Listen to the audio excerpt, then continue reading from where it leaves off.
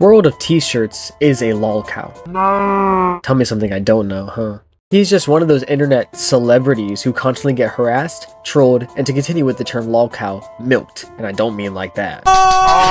But at the end of the day, we all know he deserves it. Joshua Block has done some terrible things. He's stomped on fish, harassed multiple people in the street, and God only knows how many no-no words he said. So at the end of the day, we all know it's just life's way of shooting back that karma, and we can all take Josh's story as a lesson on how not to be. The end. But of course, it's never so black and white. You see, compared to other LolCows, Joshua Block here is pretty new to the block. And the internet is nowhere near the same place as it was back in 2000s and the 2010s. Everything is faster paced, more widespread, and most importantly, monetized. The thing is, people really like LolCows. Look at Geno Samuel's ongoing documentary series on ChrisChan, a series which has garnered millions upon millions of views, and the many YouTube channels who are able to completely support themselves financially just reporting what new thing happened to random problematic TikToker number 87. To a businessman, LolCows are a goldmine of content. Compared to other LolCows, Joshua is fairly new, really garnering the title in 2021, and especially since he started out on TikTok as a kind-hearted kid with lots of fame, then turned to LolCow, he has a lot of recognition, boasting an incredible 3.6 million followers on TikTok. Now, what happens when you mix someone who is quick to fall into peer pressure and is desperate for internet fame and people whose life's work has been manipulating and using people for gain? Well, what you get is a system of abuse, torture, and just sickening behavior. But damn, does it bring in the money. Today we are talking about the people who have turned World of T-shirts into an infinite LolCow money glitch. I hope you enjoy. Before we can get into the meat of the story, we have to ask ourselves, how did we get here? So let's talk about the man himself, Joshua Block, better known as World of T-shirts. In 2019, Joshua Block was a cute little fella. Aww. Starting off on TikTok, Josh made a seemingly random variety of content that ranged from just making videos of popular audios, doing dances, and also just jumping, I guess. Even though Joshua's content wasn't unique, he still started to gather an audience. Now, it's hard to say whether or not this audience was laughing at him, since a lot of people did notice early on how much things got under his skin, but a good majority of people did genuinely like the guy. It was obvious from the start that Joshua was autistic. A lot of people actually gravitated towards this as they found Joshua relatable or just heartwarming to watch. However, as we know now, all of this was a lie. Except him being autistic, he actually is autistic. You see, from day one, Joshua only cared about one thing, fame. Ever since he started his TikTok, all he ever wanted was to be famous. This was evident early on as he would constantly be posting about his follower count, complain about not being verified, and also banned the phrase, "you're not famous" from his TikTok comment section. However, no one really cared because he was obviously a young guy around the age of 19, so it makes sense that he'd be a bit childish. However, this would start becoming a problem when Joshua would start charging people around $50 to take photos with him, something that A-list celebrities don't even do. This was met with incredible ridicule, with people making sure to let Joshua know he is not that guy. Josh would shoot back saying that he can't let people take photos with him because they would get famous without working for it. This spiraling would continue on when one day Joshua went fishing with some fans, and after catching a fish, for whatever reason, just started stomping on it.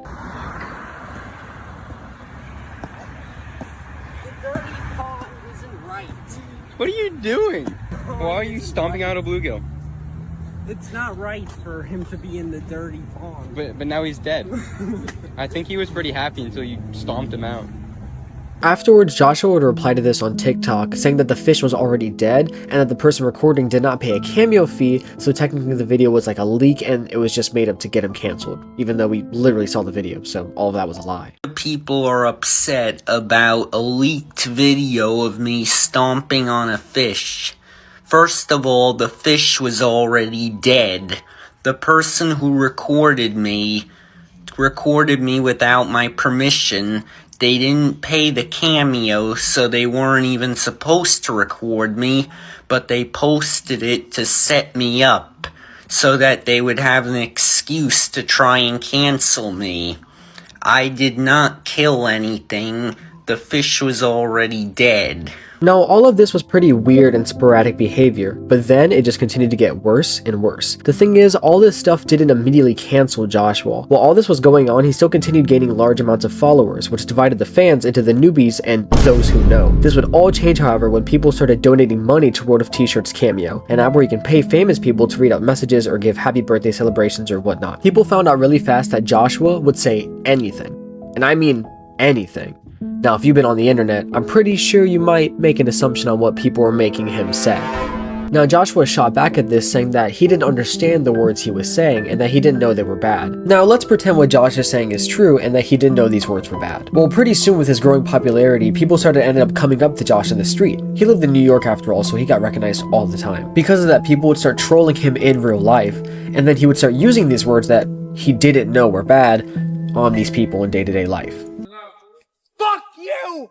My best friend. At this point, Josh was officially a LolCow. He would constantly get trolled on the street, and the only time people would associate with him was kind of for the clout of hanging out with a LolCow. But the thing is, Josh ended up getting what he wanted. He became famous. Now, it wouldn't be long before some new people joined his story. There was a very strange phenomenon that started when Chris Chan went to jail. People really wanted to become part of their story. This went to the point where people were fabricating past stories about Chris and even forging letters with their signatures and stuff from them in prison. Because LolCasts have so many eyes on them, people assume that if they could get even a fraction of that attention, it could kickstart their internet career. Now, this mindset is really silly, but sadly, it does actually work. With the world of t-shirts constantly roaming the streets in New York and continuing making content, he was a very easy LolCow to find, and it wouldn't take long for someone to worm themselves into Joshua's life. This is Brian Quinn. Oh wait, sorry, that's the guy from Impractical Jokers. This is Michael Quinn. A guy whose job used to be managing a hot dog station realized that's not his true calling. It's being a social media influencer. And Quinn would do this by using Josh, and eventually he became Josh's manager. Now, if you're keen, you might notice this is honestly kind of uncharacteristic for Josh. Again, this is the guy who makes people pay money to take selfies with him in the street. Why would he ever let someone manage his finances and even take a large portion of the only source of income he gets? Well, there's of course a fair trade. Quinn takes a portion of all the money Joshua makes, and in return, he pays for the alcohol. Shot, drink. Sit down, drink. Stand up, drink.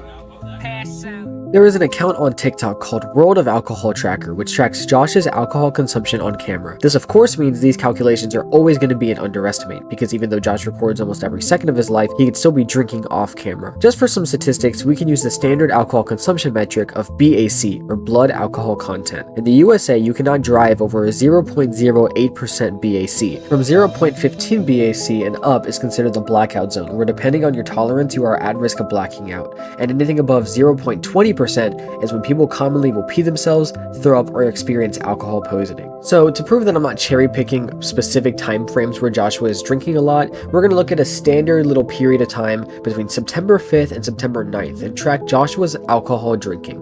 On September 5th, Joshua had 22 drinks and an average of 0.10% BAC, with his maximum being a 0.36% and consuming 3,380 calories from just alcohol. On September 6th, he had 14 drinks, an average of 0.28% BAC, with a maximum being 0.36%, and consuming 2,560 calories just from alcohol. On September 7th, he had 19 drinks, an average BAC of 0.26, with his maximum being an earth-shattering 0.46%, and consuming 2,250 calories of just alcohol. On September 8th, Josh had 16 drinks, an average BAC of 0.37%, and with his maximum being, no joke, 0.48%, and consuming 2,300 calories of just alcohol. Finally, on September 9th, Josh only had 4 drinks. However, because of this long drinking binge he had been on, he had an average BAC of 0.30%, with his highest being 0.41%. Also, all the money he spent on just alcohol was $360. Oh my god.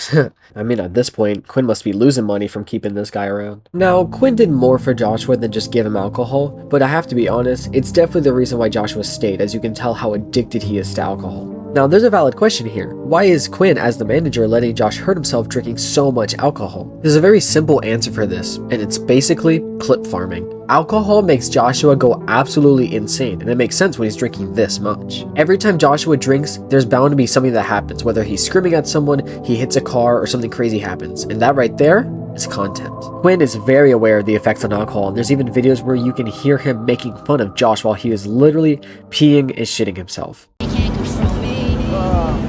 Dad, hard she blows. Dad, in the Navy. You can sail the 7 seas in the Navy. Getting his sea legs. Now, Quinn did more for Joshua than just clip farming. One thing he did was the World of T-Shirts tour, which is where people would pay money for Joshua to give them a small tour around New York. Is Joshua Block a tour guide? No, but it didn't really matter because this tour was actually just a glorified bar hopping trip for Josh to go to different bars to drink. Surprisingly, a lot of unaware people went on this tour, most likely for its cheaper price compared to other tours. There are many documented complaints about people saying the tour was horrible, how they were angered with the bar hopping, and how Josh smelled really bad. Another hilarious thing that Quinn tried to do was the LolCow multiverse. Reportedly, Quinn would start harassing the one and only Daniel Larson to try and start beef between him and World of T-Shirts. I guess he wanted there to be just like some internet drama, or maybe they like fight in person or something, I have no idea, but neither one of them wanted anything to do with it. Eventually though, Quinn made up a story where they made up, and then they met up in real life, and they got on a really awkward TikTok stream where these two incredibly socially awkward men who did not want to associate with each other were forced to associate with each other. Shirts is searching for Daniel Larson right now. Say hello. This is Joshua Block. Let's see you shake hands. Shake hands, guys. Hi, Daniel. Good to see you, buddy. How you feeling? What's it like to meet Josh in person? New York, concrete jungle where dreams are made of. Made it happen. How come Pete's Tavern makes such good margs? They have the best margarita. Now, as you can tell, Quinn was a shitty manager, and eventually he faded away from Josh. Now, that's not the end of the story of World of T-Shirts, not even close. I mean, Josh has cemented himself as a LolCow now, and was still continuing to gain even more and more followers. After a crazy event led to another crazy event, led to another crazy freakout, led to a crazy crash out, it continued spiraling on. But now that Quinn was gone, it was time for another person to try and wiggle themselves into Joshua's life. However, it's gonna be harder this time. Not any old Joe Schmo can just access into John's TikTok and finances like before. They have to be manipulative. They have to have experience in an industry of management and abuse. They have to be a pimp. Now, coming Wednesday, the story that has gripped New York, it is about to grip the country, and you will only see it on The Insider. Cameras go behind the closed doors of New York Confidential, the escort service that was under surveillance by... This is Jason Itzler, the man who ran New York Confidential, the biggest escort service in New York City from the years 2003 to 2006. Now, escort is a much nicer sounding term than what it actually is. A better wording for it would be a lady acquaintance that you meet up with for the first time at late hours of the night. New York Confidential had an average around 55 escorts, with Jason proudly stating that he's only ever had one girl do one job and not come back for another. Jason reportedly would have a gross income of $55,000 a night. Jason himself also claimed that some of his clients were senators, police chiefs, and famous athletes. This also wasn't Jason's first business where he managed women. He also ran a scandalous phone calling line in 1994 where he would quickly become a young millionaire. Eventually, he would get caught for his atrocious actions and go to jail for the escort service and also money laundering. Maybe at this point he would realize what a horrible person he was. Maybe he'd feel guilty for creating a system where he would profit from women being objectified and abused. No, Jason saw nothing wrong with his action. Do you regret ever getting into this in the first place? Getting into New York Confidential? Right, you know, because you did time. I regret that I had to do 2.5 years on Rikers Island, like morally or whatever. I don't think I did anything that wrong. You know, I broke the law technically, but I didn't hurt anyone or, you know, I'm okay with it. I could live with myself. But the fact that, you know... Now, why am I telling you about this seemingly random guy? Well, because he would have an immense fall from grace. After being released from a jail a couple more times for actions that aren't relevant to this video, but if you do find that kind of stuff interesting, I fully recommend this video by Alex Novell, which is probably the best documentary on YouTube. Jason would be reintroduced into the real world, where he would then pick up the persona of Mr. Based and start streaming to moderate success. However, being an IRL streamer in New York, it was only a matter of time before he would accidentally cross paths with the man himself, Joshua Block. He's with the group right here? Okay, bye-bye. Hey, my name is Mr. Based. I'm the world's greatest streamer. Why is this group walking past me? Let's go! Who are you guys? Scram, bitch! Who are you guys? Scram! Who are you? Scram, bitch! Who are you? I'll sue your ass. Scram! No, who are you? Who are you? I just want to know who you guys are. I'm the #1 streamer in New York City. Scram, I'm bitch. Mr. Pretty soon, Mr. Bass would worm himself into Josh's life just like Quinn. However, this time he would advertise himself more as a business partner or a friend because he was also a streamer, so they could stream together and make content together. But before Josh even knew it, he would soon be getting manipulated and trapped by Mr. Based. You see, Quinn would only take a percentage of Josh's money from his TikTok, cameos, and also from the tours. But Mr. Based was smarter. Since he was already a streamer and marketed himself as Josh's friend, he would be collecting all of the money he was making on his streams even though World of T-Shirts was there. Sometimes some streams he'd be making $2,000 per stream, which is likely more because this number is just calculating the average of donations, and most of the time Mr. Based would just give Josh $100 and also pay for the alcohol. Another way Mr. Bass was a lot smarter than Quinn was that he understood Joshua's fan base. He knew that people did not just enjoy watching World of T-shirts because he was World of T-shirts, they wanted to troll him. Again, it was so easy to get under this man's skin, which we'll get into a bit later. What Mr. Bass would do is on his streams have text-to-speech on, which basically made it so that if you donated a certain amount of money, you could send a message to Josh and Mr. Bass. But a lot of times this ended up being just aggravated message towards Josh that would make him go absolutely insane. Remember, this guy is very sensitive and makes that with the amount of alcohol he's drinking, there were some insane reactions. Like we did with Daniel. I'm not unemployed! I'm a sole proprietor, you jerk! Josh's passport sent $10. Josh, I am going to steal your passport and your hat and then beat you up. You're not stealing Mr. shit! Beast is going to change your baby diaper. Stop, he's kidding. No, stop it. Stop it, Josh. No, stop that. He can't Stop wait that. to get rid of you. People don't forget he murdered Julia Yusuf. And I'm coming for that hat, Josh. Stop it. What Mr. Bass is doing here is absolutely disgusting. He is constantly supplying this guy with mass amounts of alcohol and putting him under constant stress. Remember, Josh is autistic, so when he gets these kind of messages, it really messes with his mental, and sometimes these streams go on for 6 to even 8 hours of just constant pressure on Josh. Now, Josh isn't a good guy, but at the same time, he doesn't have the clarity of mind to understand what is really happening. He's being manipulated by Mr. Bass. He thinks he's just his friend. Do you like the TTS? They can be very mean on Can it. pay for everything we need to do. Yeah, We like it, right? I do, yeah. Better than getting a job. Ha! They can pay for everything. Right.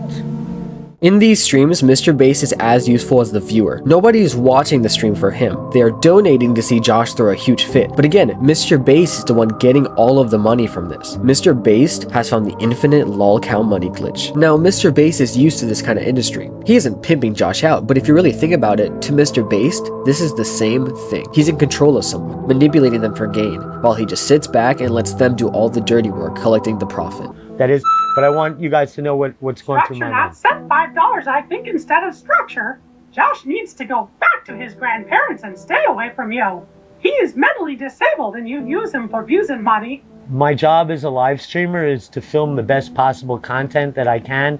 I'm not finding someone and exploiting them or whatever. I'm trying to make money at live streaming. I'm trying to find content anyway. You know, bam, Josh is the best fucking content I've ever had. You know? Anonymous sent $5. You should pimp Josh out. You are good at that.